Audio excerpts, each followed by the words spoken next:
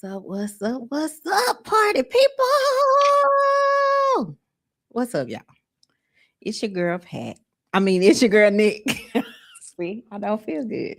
I'm calling myself Pat. Okay, it's your girl I, Nick.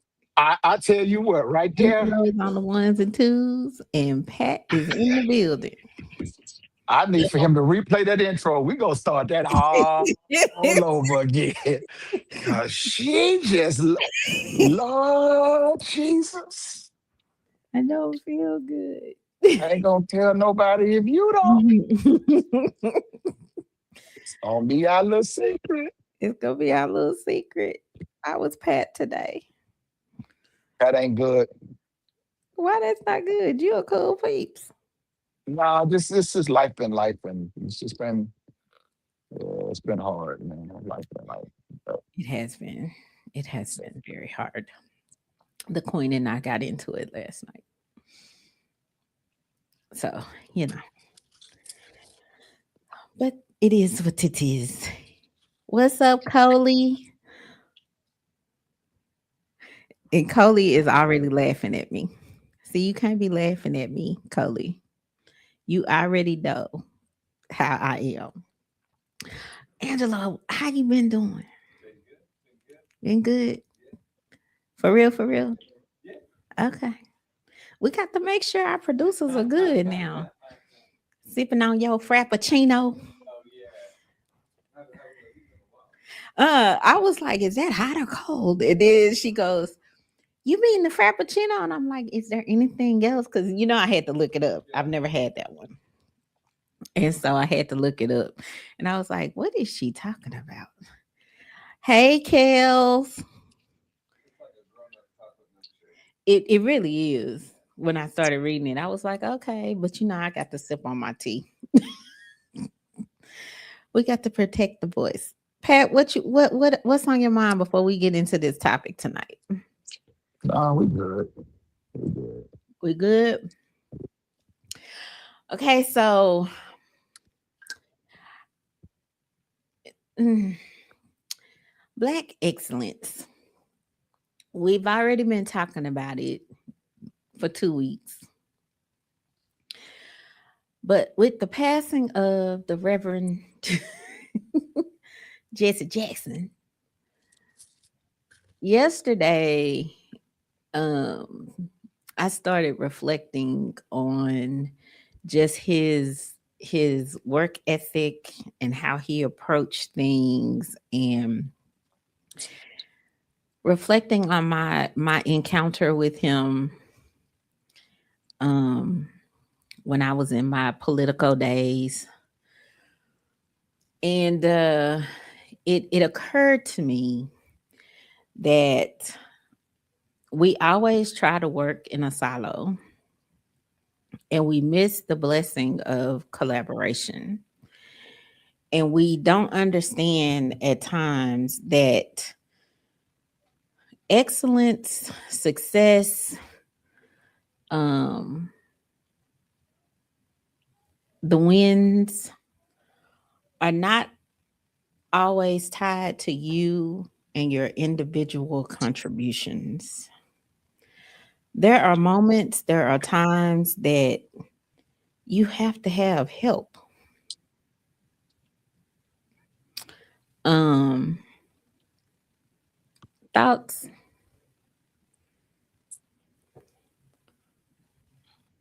Talking to my daughter the other day, and we were standing in my bedroom, and I asked her a question, and I said, "Baby, if one of the outlets in the room tripped, could I just unplug from that outlet and plug into a different outlet and just keep it moving like everything's good?"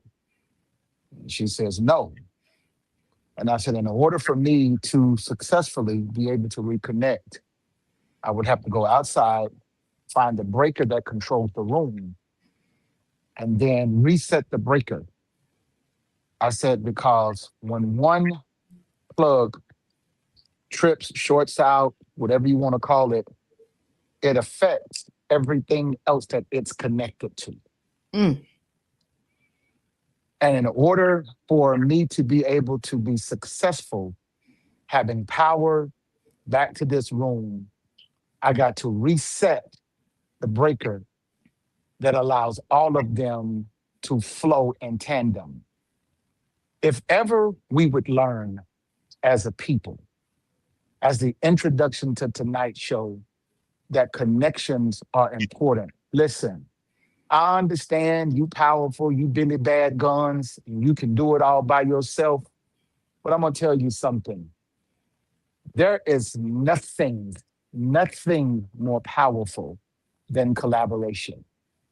Knowing that I got somebody, how can any two walk together first except they be in agreement?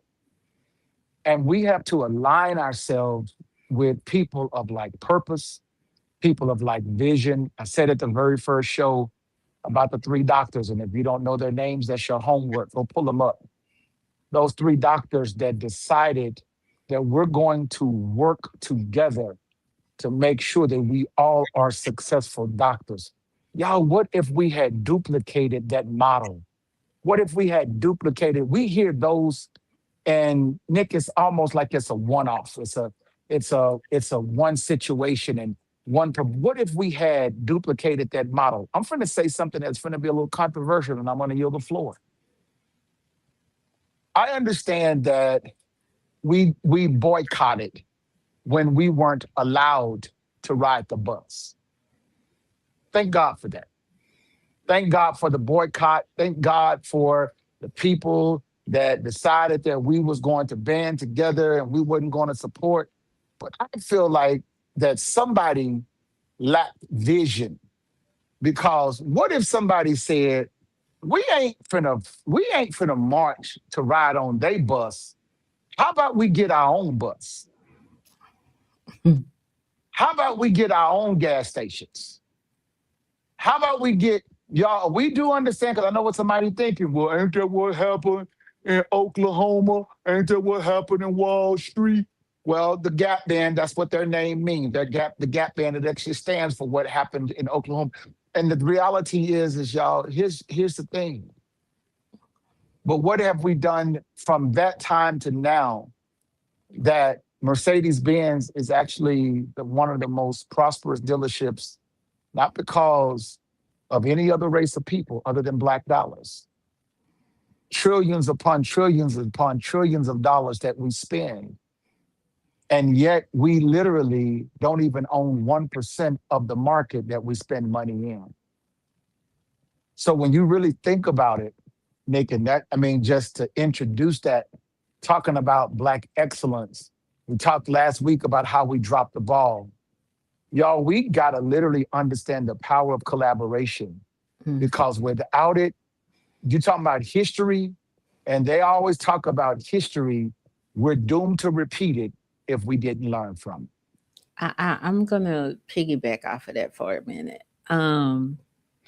When I think about Jesse Jackson, the Rainbow Coalition, um, a young man, and I'm gonna have to find the post and I'll post it through our combo page, but a young Asian man um, posted about Jesse Jackson and his his contribution to Asian Americans, because an Asian American was killed, beaten to death, um, and just for being Asian, because the perpetrators were upset because jobs were going to Asian people. And Jesse Jackson, at the height of that situation, went to that city, had conversations with the family, with the community, and kept that young man's name in the forefront so people could understand what the wrong and what the atrocity was. Thus, the birth of the Rainbow Coalition. Rainbow Coalition, absolutely. So, I, I say all of that to say is there is strength in numbers. There is strength when we work together. There is strength when we collaborate. There is strength when we pull other people up and mentor them and give them the benefit of our knowledge. You cannot truly achieve excellence if you're operating on your own will, your own merit in a silo. At some point, you will have to rely on somebody else's expertise to get you what you need, on somebody else's experience to help you overcome some challenge or obstacle, on somebody else's path because they paved the way for you to do the things that you're trying to do. At some point, there has to be some sort of mentorship, some sort of collaboration, some sort of partnership with somebody because you cannot do it by yourself. By yourself. So as a people, as a collective community, I think in the black community especially, we have this crab in a barrel mentality and we do not embrace what it truly means to work together. To work together. There are things that happen in our communities that could be circumvented if we would just pull our resources together. I remember in the 90s, people were so upset because all of the stores in our neighborhoods were owned by Koreans or Asians or whatever. But if you realize that if you would support a black business, you would have businesses in your neighborhoods. Um, Being an entrepreneur myself, I can't tell you how many times um, I have opted not to serve people in our community because they want the hookup, they want to always downplay my talents and not pay me what my rate is. But then you'll go somewhere else and you don't argue about what the rate is, and they're not even giving you half the service I provide. Um, I, I know where that stems from, but as a people, we just need to do better. And since we're talking about Black excellence, we need to start really embracing the talent that is in our communities, really supporting the visions that people in our communities have, and really start working together at building. Because I don't believe in separate but equal. Um, Oh, I wow. really don't. I don't, because if you look at what separate but equal really meant, you would understand that that was a systematic attempt to still keep us down. You'll still keep us down. Correct. So Correct. I don't believe in separate but equal. If we're going to be separate, um, we have to realize that systematically we will still be held down. Um, let me hush for a moment. I don't know, Pat. Like, what are your thoughts on that? Because I I mean, I get it because it really makes us have to take a seat back. Y'all, they keep we love to call it, you know, diversity, inclusion. And we love to call it all of those things, but let's just really be honest about what it is. And it hasn't changed. It just really has not changed. Like case in point, my son, Princeton, probably one of the most gifted, talented kids you're gonna ever see. Plays multiple instruments and um, a honor roll student, very respectful, very mannerable. But we're facing a situation where he can't go to a school that would make sure that he excels, that he advances, that he gets the leg up that he needs, all because he lived two streets over from where it's zoned. And so, even though he's close, and here's the kicker: he's closer to that school than when we would say, if I could use it, because those of you that are watching, if you understand Dallas terrain, he's closer to South Oak Cliff. I mean, well, he's closer to Yvonne Ewell, to a magnet school. He's closer to that school than he is to South Oak Cliff.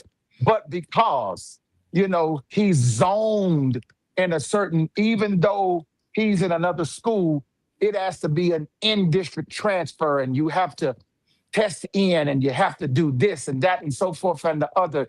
So when you say, it's a system that is designed, why do y'all think that the last election there was such this controversial conversation about redistricting, redrawing the lines? Why do you think that they're redrawing the lines?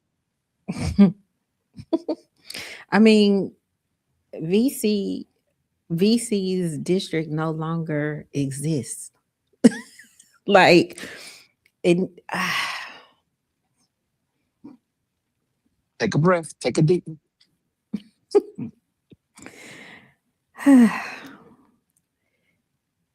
Y'all go out and vote. Early voting is on the 27th, she did, and she did. the primary is March the 4th. Go vote. Um, y'all don't even understand. Some of you, I'm not gonna say everybody. Some of us in this community do not even comprehend why redistricting is so important to us Yes. as a community. When you think about we outnumber them, but we have no representation. Our representation is not even 1 to 1. Our representation is not even 1 to 3. Our representation is not even 5 to 5 to 1. Our representation is like less than half of a person based on the census numbers. Like, y'all don't even get why this stuff is so important. Well, think about this. I don't know if you've seen the video, but there's a video that's surfacing of African American man, and he's going off on a black female, and he's recording her at the same time, and it really pissed me off because he said, "You're acting just like a Jasmine Crockett." Okay, stop, my brother. And it really rubbed me the wrong way to hear a black man tell a black woman that you're acting like a Jasmine Crockett. Listen, let me tell you something. The way that that woman has advocated for our people, the way that that woman have challenged the powers that be, the way that woman have stood bold, and let me tell you something, Jasmine Crockett at the end of the day is human just like all the rest of us. Mhm. She goes through, she has issues, she has problems. I ain't never said that the woman had to be perfect, but dag nabbit, I appreciate the fact that she shows up and fights that we wouldn't even wake up to go fight for. Correct. And for this person to then turn around and make her name synonymous with it being, a failure, or that's a blow to character, that you would call her Jasmine Crockett. Listen, baby, I wish we I could want to be a duplicate. Jasmine Crockett. I'm trying to tell you, give me 100 more Jasmine Crockett's. Give me 100 more sisters that would dare stand up and that would literally speak truth to power and do it unapologetically, knowing that it puts your life in In danger and jeopardy. puts you on the chopping blocks, and people going to ridicule you. It makes you more susceptible to having your past pulled out, and people are scrutinizing you and watching you more closely. because when you have those type of people, it is funny to me. It's funny to me. And you can say what you want to say. It is funny to me that January the 6th happened. And had that been Leroy and Bum Oh, Bum we would have been and underneath Pookie, the jailhouse, dead, and they everything else. there would have been absolutely no pardons given if that had been Nuck Nuck storming. And I'm talking about we ain't even talking about you protesting.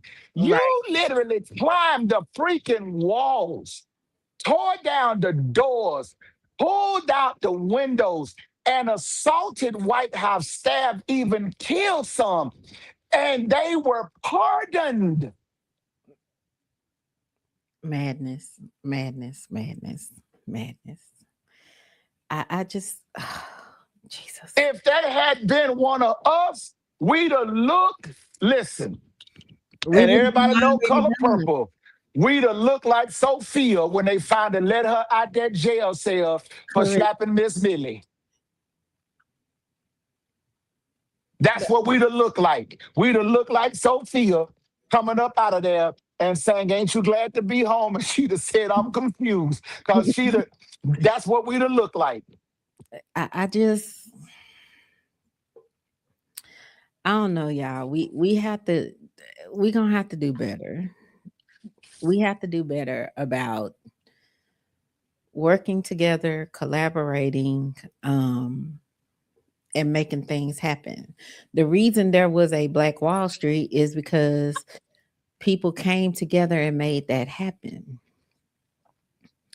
And we can have a Rosewood, we can have a Tulsa, we can have a Black Wall Street, we can have all of these things again, but we stand in our way. We stand in the way of our own pursuit of Black excellence because we will not work together. Well, if you think about Dunbar High School, which was, and you have to know history when I start talking about certain schools, this is the high school that was nothing, it was nothing but blacks that attended. But they would come to school dressed like lawyers and doctors and politicians, and that was their everyday address. And then they would they had the highest rate of graduates that went on to higher education and then had successful careers and lives after the fact until they got their hands on it. Mhm. And if those of you y'all remember Lean on Me when he decided that he was going to leave that school, and then you saw what it became years later, and they had to bring him back To clean it up. to clean it up. But Okay. it's go ahead. No, go ahead. Go ahead. Go ahead. No, I'm just saying, but it is that type of behavior as you're saying about collaboration. And this is what those things turn into because if we don't ever learn, y'all, and they bank on us not working together. They bank on us being jealous of each other and not supporting each other because that's how they survive. That's how that's defined. And I will offer for your consideration. Think about for a moment the reason they were not okay with a rosewood is because people, Black people, were basically doing everything themselves. And it wasn't based on separate but equal. It was people made the decision to have their own community, to keep the money in their community. Now they would go outside and work for other folks, but the money stayed in Rosewood. The reason that was detrimental is because there is power when you collaborate and work together. So they stopped the power. The reason Black Wall Street was burned down is the same reason. Decisions were made to keep the money in the community, and so that became a threat. When you work together, there is power in unity, there is power in the numbers, there is power at your disposal. So when you make the decision not to support your own, when you make the decision not to endorse your own, when you make the decision not to collaborate with your own, you're just falling back into what they want you to do anyway. So, at what point as a community do we decide enough is enough and we start really collaborating and working together and making decisions together and, making things click again together? And I do realize a lot of us, even when we talk about like certain references, there's been a lot of controversy. Is it actually true? Did it actually happen that way? Okay, let's just say worst case scenario, let's knock Rosewood completely off the map. That the whole movie is fiction. The whole movie is it's cinema, okay? But I do know one thing, that we know Emmett Till happened. Mm-hmm. We know that to be true. And then if there is no statute of limitations on murder, then can somebody tell me when that woman confessed to the fact that she lied about that? I think her name was Right. Carolyn. When Mm-hmm. when Why she weren't confessed they that she lied, then why was she not charged with murder when she confessed after years of guilt eating her up? That why didn't she get charged? But yet there were some women that came forward and said in 1972 that Dr. Cosby slipped something in my drink and sexually assaulted me. And without any proof, without any evidence, that man went to jail just from something that somebody said that he did in 1972. But a woman comes forward and admits that I lied on a child that cost him his life and the fear of his family, to the fact that they had to flee in the middle of the night. And that same woman to this day has never been charged. Never, never. I'm not gonna even touch the Cosby because I have my own theory on that one. Well, see, I'm not, but hear what I'm saying? I'm not arguing truth or No, no, no, non-truth, no, no. I'm did or not not even. did. No, no, I'm I'm doing not the even. fact that you're okay. Okay, so we're on the same page. I'm Yeah, dealing with the fact that you still get charged he got charged. years Yes, off of hearsay. hearsay. And a woman confesses that I lied and she still remains free when there is no statute of limitation for murder. So my argument on I'm gonna be in trouble for saying all of this when I don't really care. Um, Cosby was set up, and y'all do realize that all of He that was happened. he put a bid in to buy NBC. He put a bid in to buy NBC, so we don't want no Negroes with that kind of power and clout. He went to jail in his 80s for hearsay. All of that was because they did not want him owning in NBC. part of NBC. If y'all don't see why that's problematic and why it is important for us to have our own and work together, like I, I don't even know what else would be your call to action. And here is what People are so collaboration with outraged that me looks like. BET is not really owned by black people. What did y'all think? Look at the programming. But here is what collaboration with me Like, looks like. After I realized that this is the reason why when can we that have something that is completely owned? We can't because we don't work together to get it. We allow them to come and take it, or they just come and take it because then they get scared because we're showing strength in numbers, power in numbers, unity. I didn't mean for this to be like a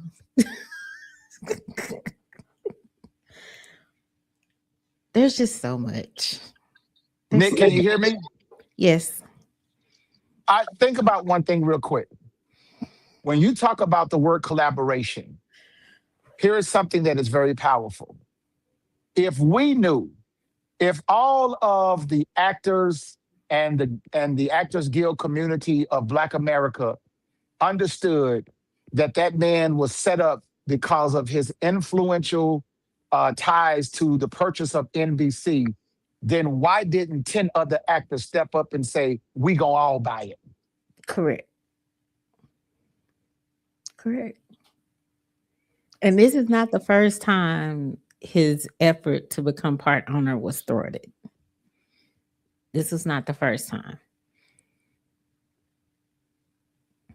It was not. It was not the first time. Um, that's why I'm so proud of a Byron Allen. Yes. Um, kudos to Mr. Allen. Much respect. That brother. mm, I wish I could just have a 30-minute conversation with him.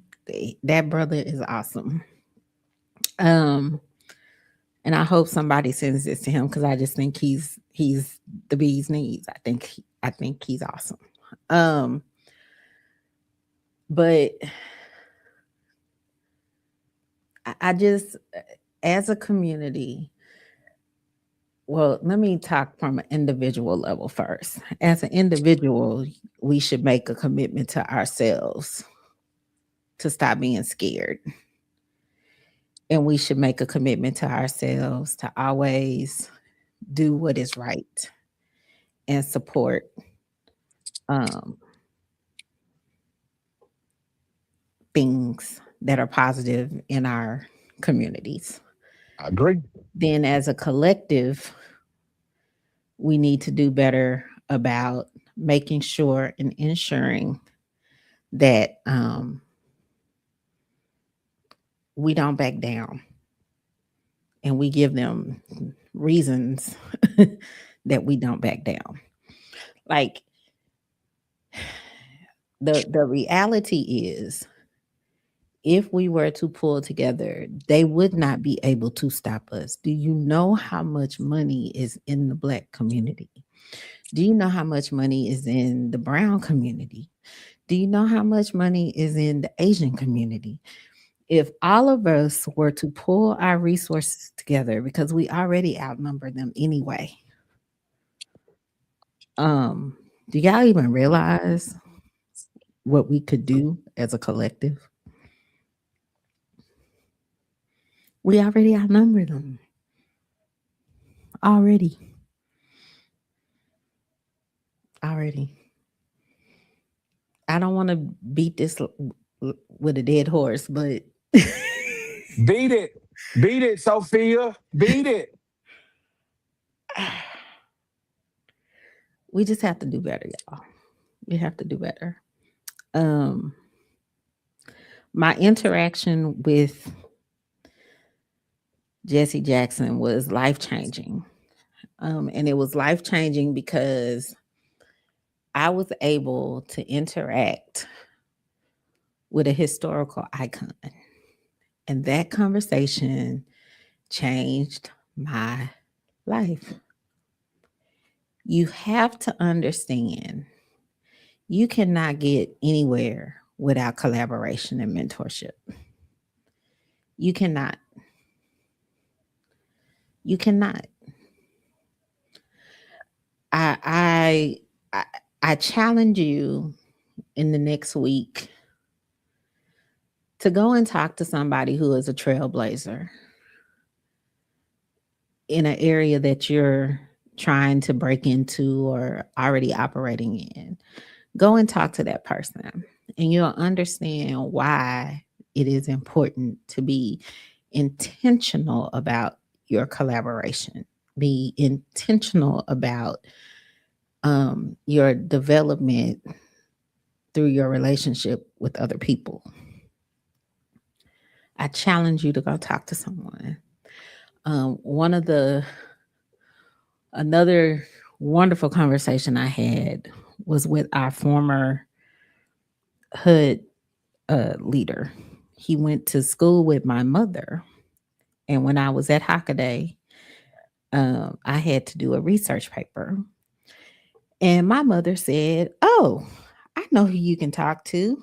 And I'm looking at my mama like, I don't want to talk to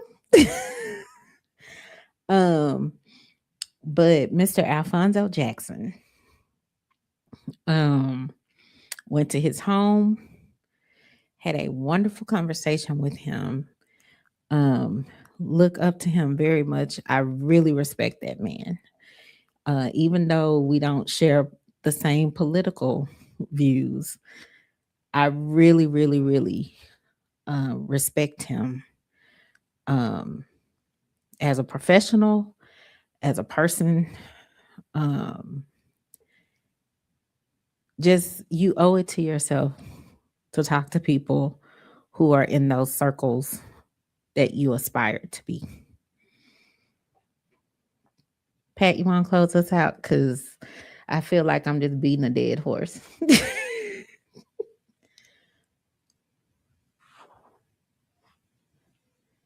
Pat.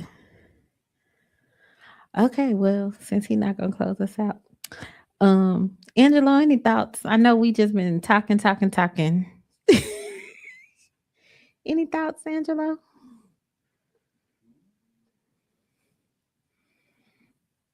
Not really. I just Not really. I guess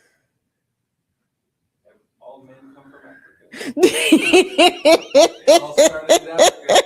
Do your history. you know what? See, I didn't even think to bring that up tonight. But you are so right. Human was born in Africa, and no matter what skin color you are, no matter how much melanin you lost along the way, in the lineage, we all started as one man, and Exactly. I'm just happy to be a part of the experience. You know what? I am too. But I don't know. I just want us to do better in working and collaborating together. Like we could do so much more if we would stop the crab in the barrel mentality and just, you know, parting words, Pat. Nick, can you hear me now? Yes, I had to go out and come back in. I know. I saw. Yeah, I had to go out and come back in. Um, this has literally been um this entire month has been, but tonight especially, it really serves as a wake up call um to let us know that y'all, if we do not um do nothing, nothing will change. And I can't remember the name of the poem, and I don't even know it by heart. But there's a poem, and you know what I'm talking about. It speaks about the fact that there was something that everybody was supposed to do, but nobody did it because nobody was waiting on somebody to do it. And somebody thought that everybody would do it, but when everybody was looking for somebody, nobody showed up. And it's kind of the premise of it. And that's pretty much where we are as a society, that unless it affects my address, then it doesn't concern me. And they talk about how there are so many people who have suffered, and they only suffered because nobody showed up for them. Everybody remained quiet. And then that's what actually happens when they show up for you. Y'all, at this point, we really got to stop being silent, um, and really know that one of our mantras that we really push at our worship service, at our worship experience, and our tabernacle, is that we are better together.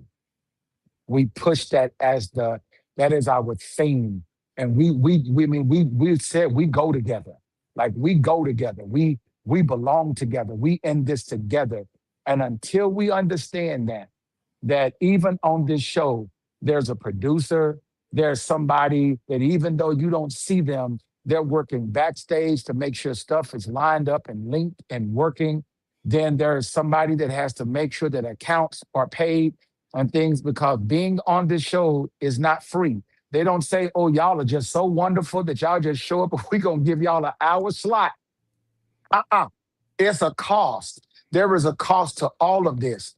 And so at the end of the day, everybody who's playing their part and doing their role, they are significant. They are important because they're a part, even though they don't have the mic, even though they didn't come up with the topic or maybe didn't speak on it, it doesn't make them any less significant. Watch this.